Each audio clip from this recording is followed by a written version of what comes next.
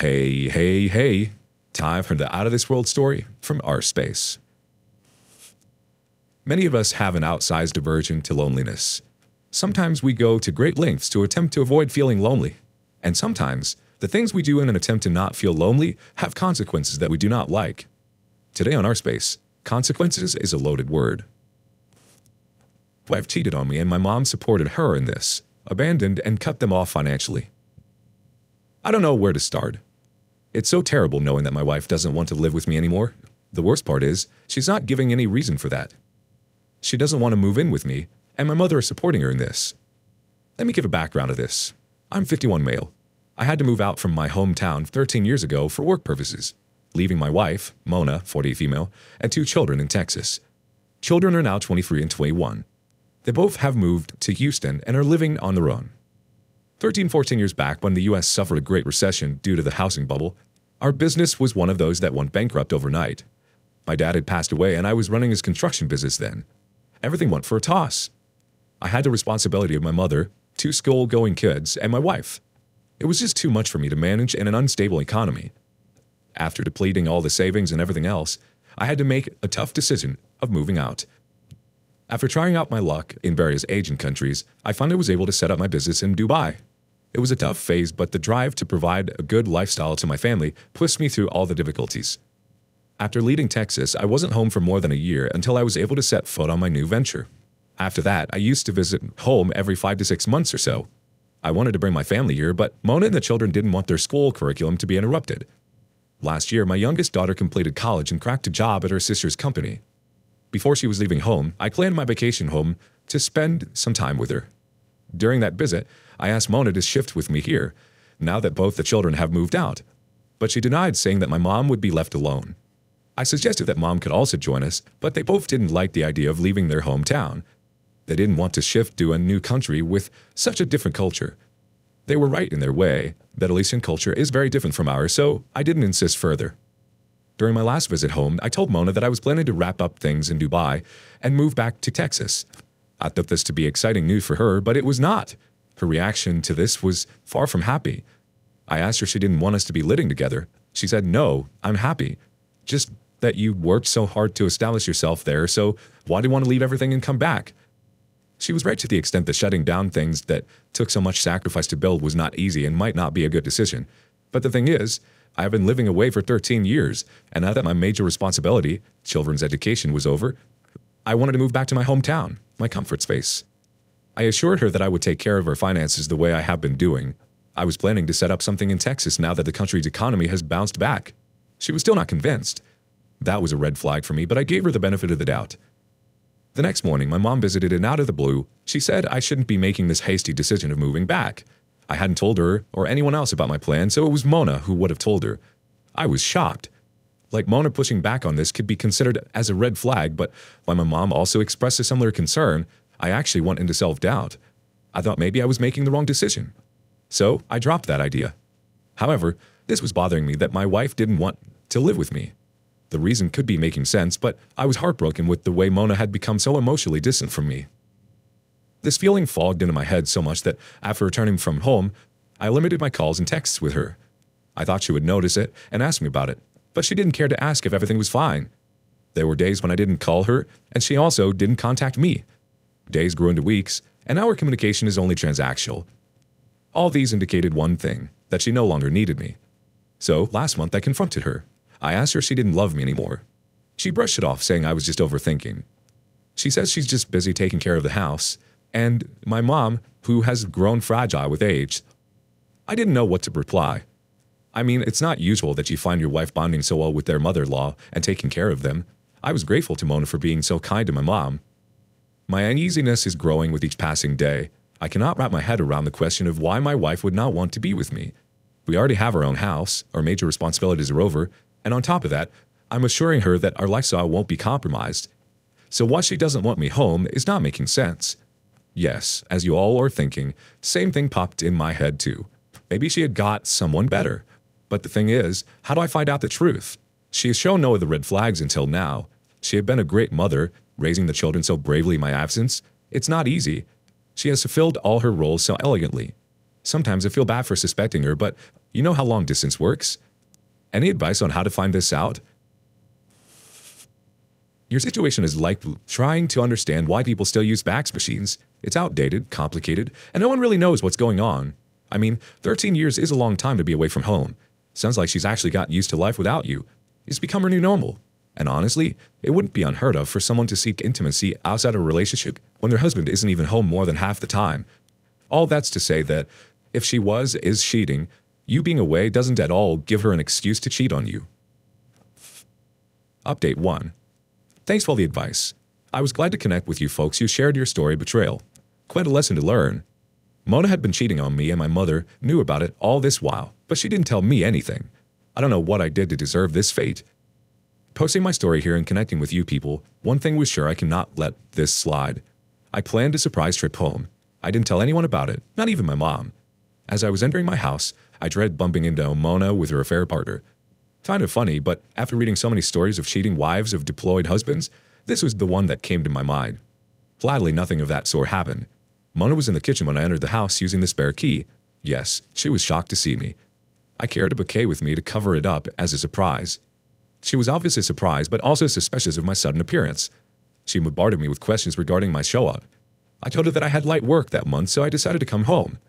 She forced a smile and pretended to be happy, but it looked evidently fake. I spent the next few weeks digging out the truth. I did everything a psychopath in my situation would have done. Not too proud of some of it, but yeah, I clearly had no choice.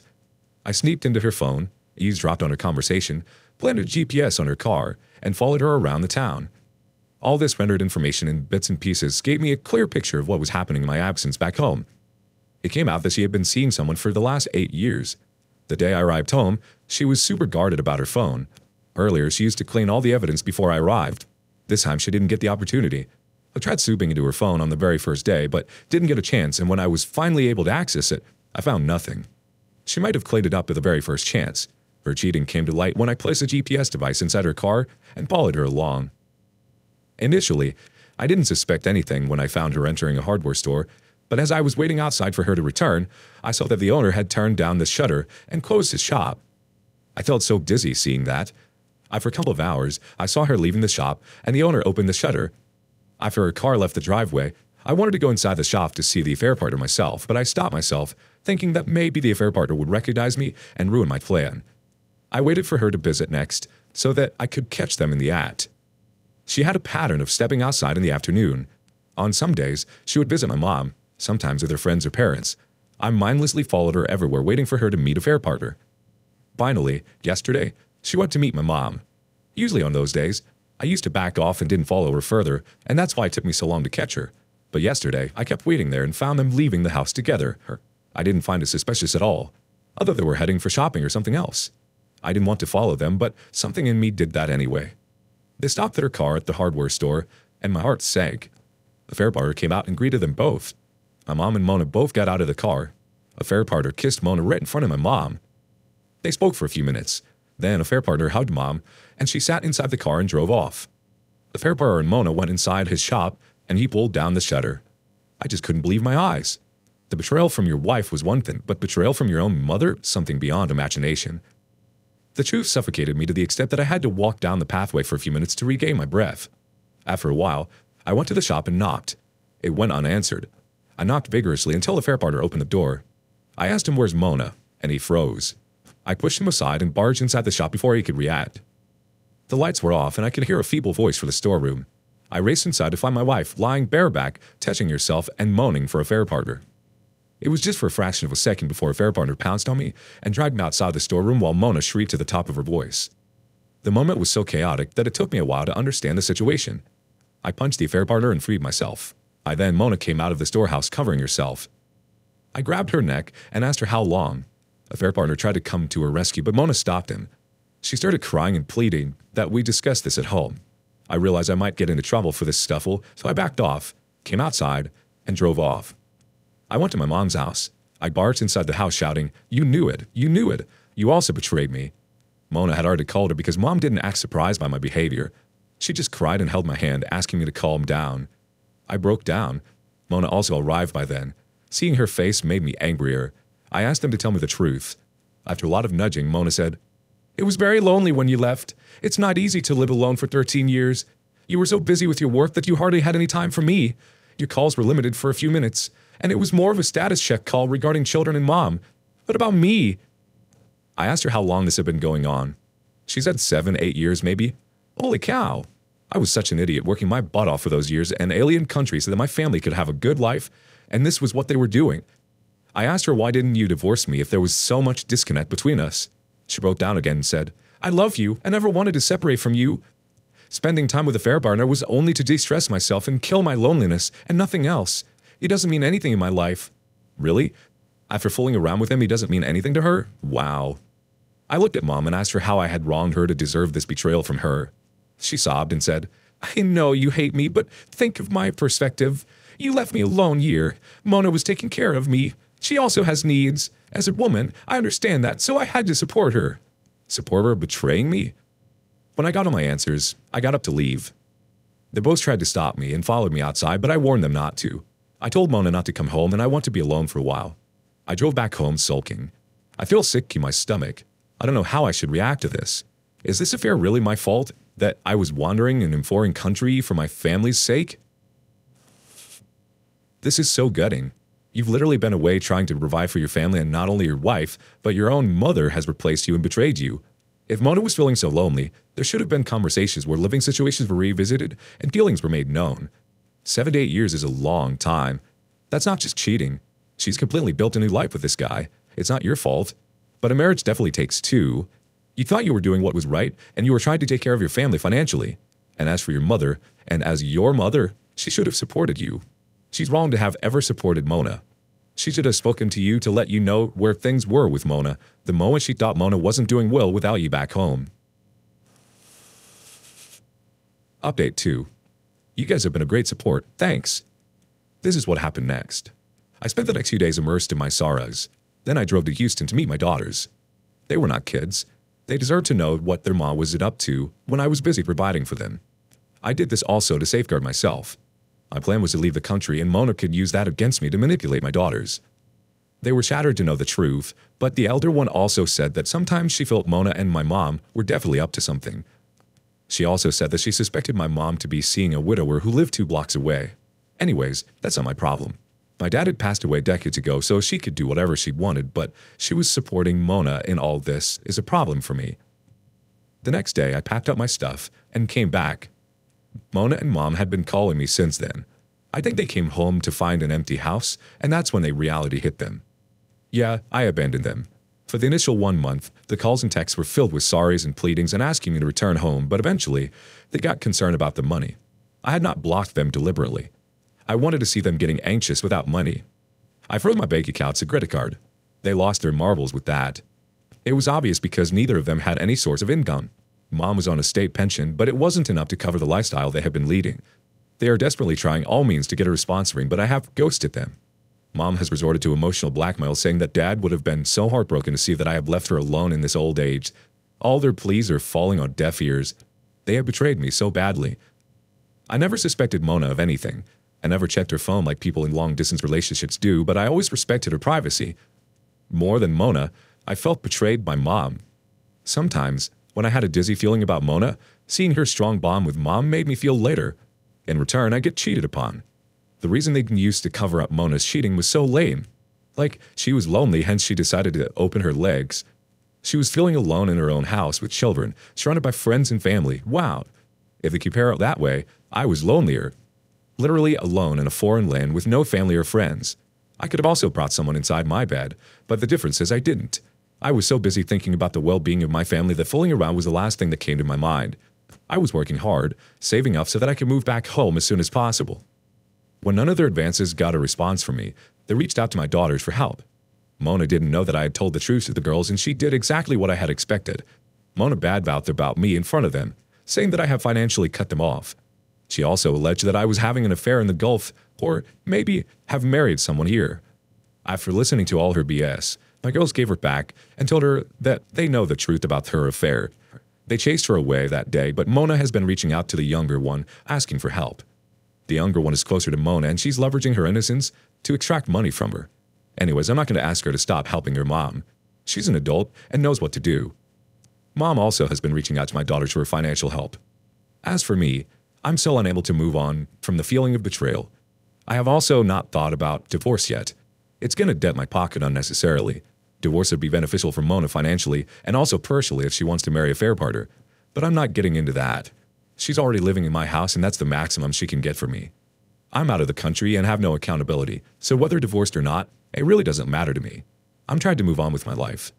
We'll update if anything develops. Take your time, OP. This is a huge blow. You're right to freeze the accounts. This whole time you're working your butt off to support them, and they do this to you. They don't deserve another cent out of you. And you have a great point. You are just as lonely, and do I. You were far more alone than she ever was. At least she had friends and family around. Cheating could have been just as easy for you. Update 3. Here's what happened next. After I financially cut them off, they tried all the resources they could. My elder daughter refused to help them, but the younger one got manipulated into helping them. But she didn't earn much. She's in her first job with very little pay, which covers her basics. Despite that, she's saving some of it to help her mom. I felt proud of her, actually. Eventually, she got exhausted helping Mona. She suggested Mona get a job to sustain herself, but Mona took her for granted, saying that it was her responsibility to take care of her mother in time of need. My younger daughter did whatever she could from her little income, but when it became too much for her, she cut her off. Mona couldn't marry a fair partner, as she is still married to me, so she has been reaching out to me for divorce. She's been threatening me with all sorts of legal consequences. But you know what? I don't care. I'm out of the country. I don't think she has enough knowledge or resources to sue me in a cross-border setup, and even if she does, there's no punishment for abandoning your cheating wife as per the law of this land. So yeah, good luck with her legal notice. Current status of Mona is that she's working at a fair partner shop, and I don't know what she's getting in exchange for her service, money or debt. A fair partner doesn't have a proper house. He lives in his camper, and he also has an ailing father to take care of, so he's also financially not strong enough to provide for Princess Mona. As far as my mom is concerned, I would sometimes feel bad for scorching her and want to help her out, but she gets a pension, and that should be sufficient for her to survive. She brought that on herself. I might make it up with her in the future, but not right now. Though she has said sorry for what she's done, it didn't feel like she was genuinely sorry for her actions. So I'll wait for the day when she genuinely repents her mistakes, and my anger subsides and my love for her overpowers my emotions. Some of you advise me to move on and enjoy the vibrant lifestyle of Dubai. Funny though, it is not as hunky-dory as it looks on social media. That royal, mesmerizing lifestyle portrayed on social media is not for all. It needs money. A huge lot of money. So I'll skip that for now. Laws concerning women are also quite strict here. Also, I'm not interested in using women's bodies to get over my grief. But yes, I have been traveling a lot since then. I've been to China and Bali so far. There's a long list of other Asian countries and cultures that I'm planning to explore subsequently. We'll initiate a different thread to share my travel experience. Thanks for all the love and support. Honestly, your mom really screwed you over. You shouldn't feel bad. She did this to herself just as much as Mona did. And as for your love for her, not sure that will ever be the same. And your love doesn't have to overpower your emotions. Love changes, and you can love the woman you thought you knew, but not sure it will ever be the same. What's important right now is just going with the flow. Feel the feels. You have 2 beautiful kids who love and support you. What do you make of this? What would you have done? What do you make of OP's ex using the excuse of loneliness? Thank you for joining us today on our space. Be sure to like and subscribe and hit that notification bell so you don't miss out on our next video. See you soon.